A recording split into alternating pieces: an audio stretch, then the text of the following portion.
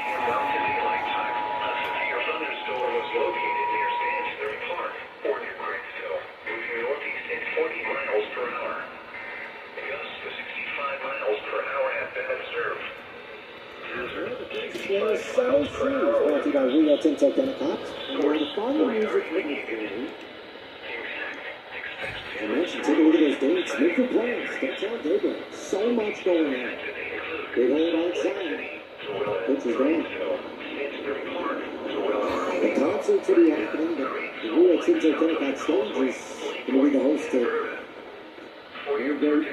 evenings of entertainment, comedy shows. September for the fun stuff. Go over first and the series is back.